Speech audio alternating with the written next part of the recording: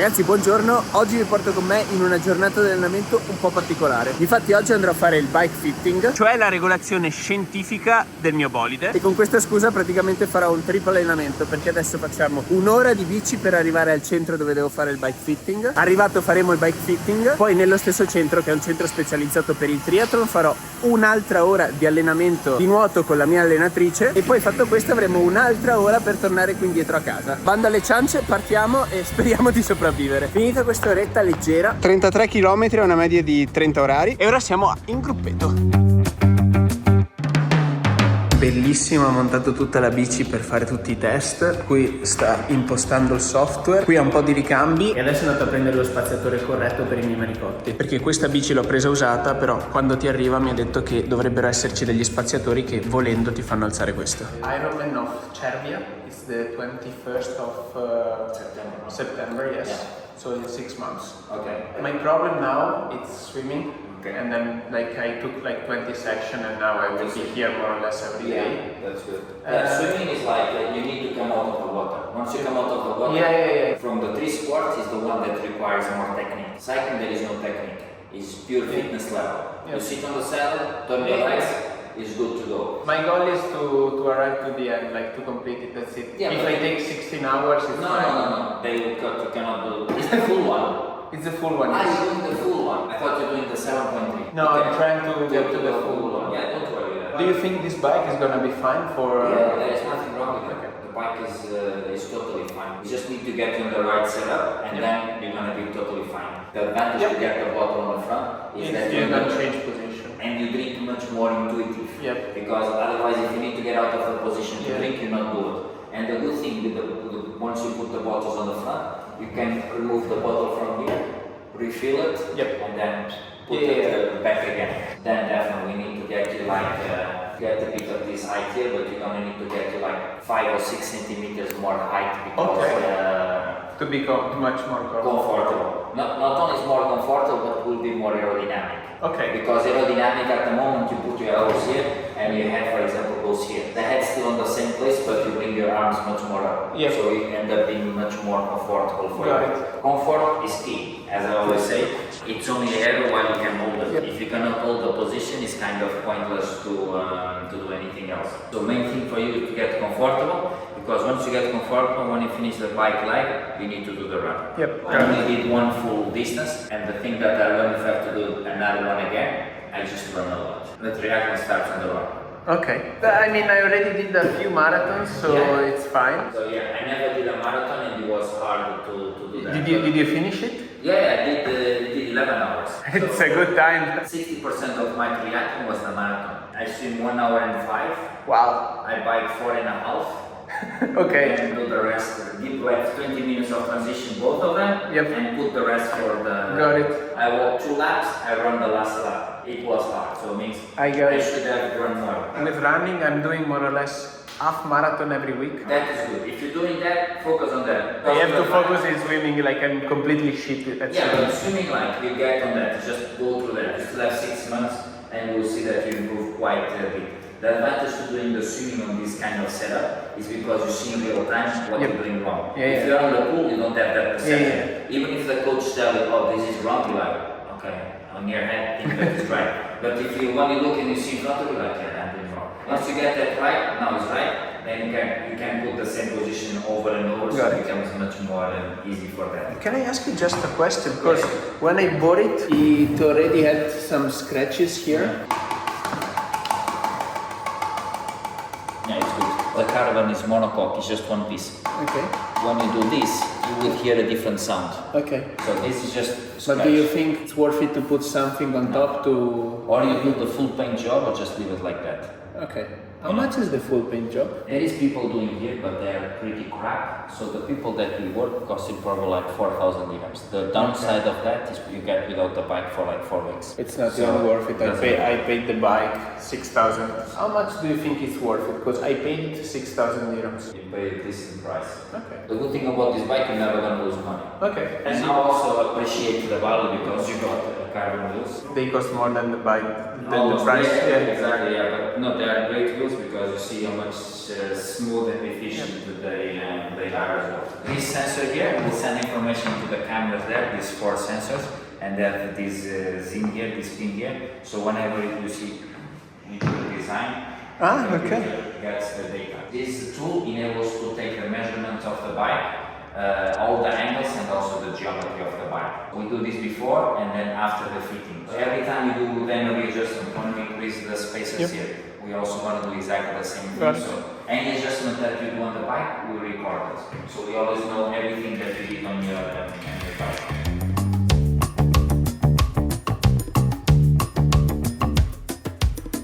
That your saddle height 81.7 and all the details of your bike. This particular here, this arm drop, you see it's 143. This is the difference from where you're sitting on the saddle to where you're putting your elbows. Okay. Need to be ideally around 60 to 40. You need to raise quite a bit. So we're gonna experiment when you get that with some sponge like this that simulates the height that you're gonna need, and you'll see the difference that will create on you. So based on these measurements, and we can recommend what is the most recommended seat for you. So I wanted to sit here on this platform at 90 degrees. Pretty much this is the width of your seat bones, that is between your right seat bone and your left. You get a distance of 135 millimeters. Based on this is the widest part of the saddle. This recommends a saddle that is a 155. Based on that measurement, we're gonna recommend a different saddle than actually you have now, that is a bit more wider, because in terms of TT saddles is important the width, but is also more important is on the perineal bone, that usually should be the distance around the 80 millimeters, because that's how you're going to sit in terms of aero position. So once you go now on the base bar with the hands on the brakes, you're going to need required to have a saddle a bit wider, but it's not so mandatory to be so wide, because 90% of the time you're going to go on the aero position. So what's going to happen? You're going to get a rotation of your pelvis. On the other hand, if this is for a road bike setup, definitely need to get a saddle that is a 155, because a lot of the bikes come by default 135 to 140. They will be too narrow for you. So what is happening? This 135 weight gonna be outside, it's just on the extreme of the saddle. Got it. So a lot of your support, a lot of your weight gonna be on your soft tissue. So that's gonna create you discomfort and usually generates even to numbness on your private part. So it's something that you want to avoid. All measured with this. The distance between this bone to this bone. Got it. In your case, your distance is 13.5 centimeters. When you get with your hands here, the way you are sitting on your bike will be with these seat bones here. So it requires to be 135. So if you measure now the 135 bones, they are outside. They are pretty much on the outside. Okay, although got it. this here is not a big deal, because you're gonna have sitting on your perineal bone because of the rotation of your pelvis. But although you still want to get something a bit more wider, as soon as you put your elbows here, there is a rotation of your pelvis. So you're going to be sitting with your support on these two bones here. And usually the distance of these two bones on the correct position of the saddle is about 80 millimeters, 80, so 8 centimeters. So you want a saddle that is a bit more wider. So if you look on the saddle that is recommended for 155, this saddle is quite more wide. We'll experiment and we try different options of saddles, not only this one.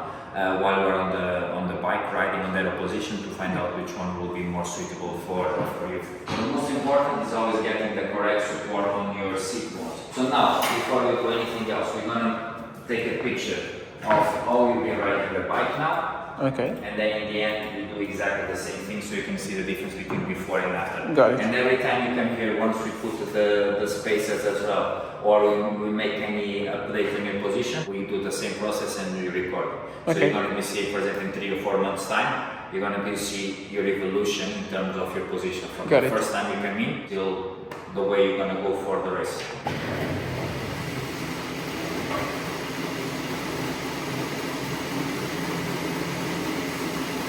Look ahead, like the right hand side.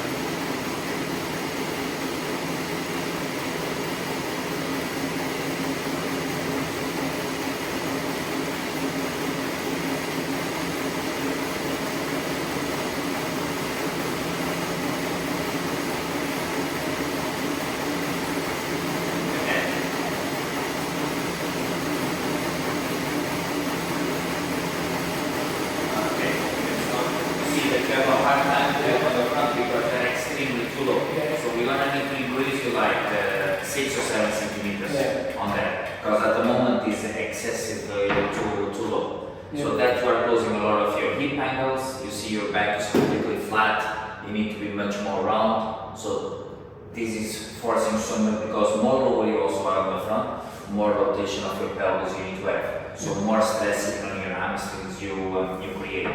We do need to get to the spaces as that, because that's what's going to be able to be comfortable on the bike or not. So you see here at the moment how much stress is generating on your neck. Have a seat, and then remove your thing pressures. So we can adjust the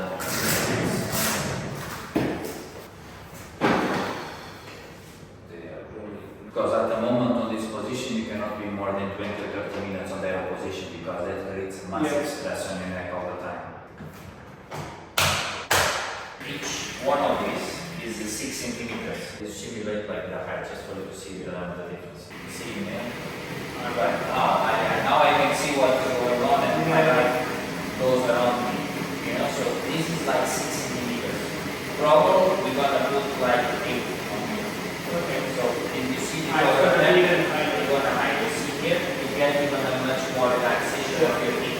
Because at the moment, the way you get the open spaces, you are too close. So you see, you put less even on your hamstrings. Because you don't need to have so much rotation of your pelvis. This is a much more relaxed position. So you can look on front, that is much more relaxed. Because it is, it's not only super aggressive, but you're not going to be able to be there for more than 20 minutes. You do it, but it's a lot of pain. So you don't want to be there. You see, you want to be that is much more relaxed as possible. You're going to raise around 8 to 9 centimeters, and then you're going to see that it will be much more comfortable. So, but the principle is always to pull elbows. So now we're going to adjust the saddle height and the position, try different options, and then later on you can adjust on the height. So all the bike fitting works. I'll mark your body in 8 places, okay? Which are these 8 places? Is where your bones get union with each other, okay? Based on that union, your body will create angles. Based on those angles, we're gonna get this range. If you are inside of the range, you'll get the color green. If you are outside of the range by excess of default, you're gonna get the color yellow. So what you try to achieve here is the right balance among them. For example, this one here, that is your maximum knee extension. What is this? Is your saddle height. So you see the number goes from 32 to 42, we want the number on 38, 40. The other one that at the moment creates a lot of stress on your neck is this one here. For a 7.3 you need to put 23 at least, for a full distance 25. Yours is going to be around 12 to 13 degrees. So it's very, very, very bad.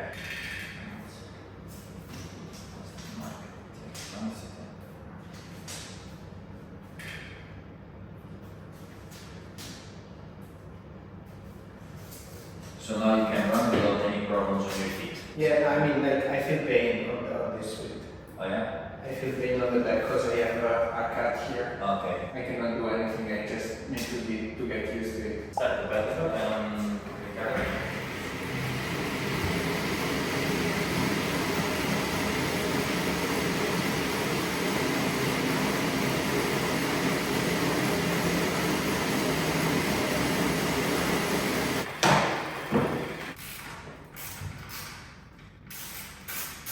Is it better to put the buckles behind here or the... Better on the front, to be honest, because it creates even less stress. It's more aerodynamic and it's actually easy to, depends from person to person, but for majority it's more easy to get the buckles on the front than on the back. Okay, it's more aerodynamic there than on the back. Yeah, because most of the impact is absorbed by the frame.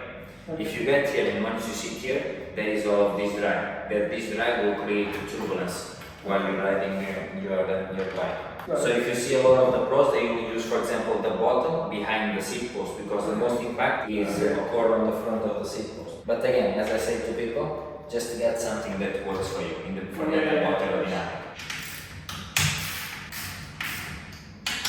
Also push your saddle a bit more front. This number here you see, that is 74, that is knee forward the foot. I like to put this number on 90 to 100. So it's to push a bit more on the front so you get a better engagement of your hamstrings. And because you're going to be more front, you're going to open more of your hip angle. So you're going to see that you'll feel more comfortable. Now, stay with your hands there first. So you see now this saddle is a little bit more support on your seat bones. See, because this saddle is wider than your older saddle. So that's why the saddle is so. I feel strange like now you put I'm used to that. you get the feeling because before you get all the pressure on your soft tissue. Now you got the pressure on your seat bones. Yeah. You see how much more frequent the saddle is? It's not so the other one is more pressurized on your soft tissue. So this one you feel more pressure on the bone. Yeah. Because it's a little bit more wider. So if you think that the saddle that we get is bone, metatarsal, while you're sitting, bone, while you're putting your elbows, bone. Okay, as well. So the correct weight distribution that you should have on the PT bike will be 60% on your tibial bones, on your inner area, and 40% on your elbows. Okay. That's the correct weight distribution to get the right on the PT bike. See your hands now, you just do shift gears. Right. Let's go again. Okay, take a picture on this as you are.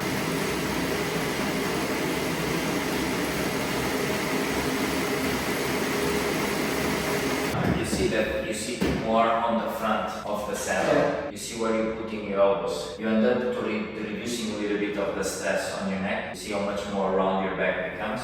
Not as much flat because here you're sitting a bit further back. You get a bit less extension of your leg, you see. You get a bit more flexion, that is the 90 to 100, so you don't put a lot of stress. And here on your arms, you see that they are more going up, not kind of wavering here, because you also here, you're not putting your hands far enough. So it means that your elbow was outside of the pad, so that creates a lot of stress more here on the neck. Then here you see that you're a little bit higher. So pretty much what you're gonna do, from here, your back instead of being this, we're gonna do slightly like this. Okay. So going able to look front much more easy, and to open also your hip angle. So you're going to be able then to run much more easy. Because at the moment you are closing a bit too much your hip angle. So that will generate you discomfort, and as you see, after 10 minutes you're like, oh, too much stress. So that should not be the case. Once you increase the saddle height, the front, the stack, like 7 or 8 centimeters, you're going to go from being 10 minutes under a position to be able to be 2 hours without any problem. You're just going to feel at the beginning a bit of soreness on your triceps because you're not used to be for such a long period of time on the bike. If you feel pain, something is wrong. Okay. You should get just a bit of soreness. Soreness is how you're building up. Okay. But if you feel pain, you're never going to build up on the pain. It's just going to get worse. So we call this position here halfway, and then on Monday or Tuesday we do exactly the same thing. We put the cables and we see the data, and then we take another picture so you can see all the evolution from your position. So as you see before, these were your initial measures. So you get saddle height 81.7. Now you get saddle height 800. So you get almost 1.7 centimeters less. This was the angle of the saddle 3.2, now 5.8. A big difference is here. In relationship to the bottom bracket, you were negative 26. Now you're only negative 2 because you push the saddle more front. So you get to close the gap where you're putting your elbows and mainly to open your hip angle. Before you get 855. Okay. Now you get 840. So that's 1.6 centimeters less extension that you get on the bike. The main one that we need to improve, that is a 143, now is 135, already reduced because we push mainly the saddle front. So get less saddle height on that, so you already improve about 8 mils the difference here. What we're gonna get for money once you get to the parts that are missing, this is gonna reduce around 50 to 60 mils, so you're gonna get less stress on your neck, and you're gonna open much more of your hip angle, so you're gonna be able to go much more faster on the bike and efficient. So, but on Monday we do exactly the same thing, and what you're gonna do here, because you see here at the moment arm space is 0, so we're gonna put 70. So, and then we measure again everything, so you get the same data as well. Got it. Ora, finito il bike fitting, siamo a metà della strada. Ci mancano soltanto degli spacer, tipo questo qui, per alzare la seduta. Li abbiamo giardinati e arriveranno lunedì, e poi avremo la seduta perfetta, così sarò più comodo. E per l'Ironman, dove dovrò correre per circa 6 ore in bicicletta, la comodità deve essere una priorità, e sarò anche più aerodinamico, che è un'altra priorità. Ed ora mi sono cambiato. Qui abbiamo tutto il materiale per il ciclismo, cavallettino, e si inizia la seconda ora di allenamento, nuoto. Ready to die. Super hot here, it looks like a sauna. È veramente fighissimo che se si guarda quello che si sta facendo e si vedono i propri errori si migliora tantissimo. Già da ieri, che è stata la mia prima lezione, con oggi che è stata la mia seconda, vedo che sto migliorando un sacco. Però cazzarola quanto sono indietro col nuoto. Cioè c'è un sacco di fatica con la respirazione, c'è un sacco di lavoro da fare. Però ora ci rimettiamo la giacchina e si va a casa in bicicletta e facciamo un'altra ventina di chilometri. Dai!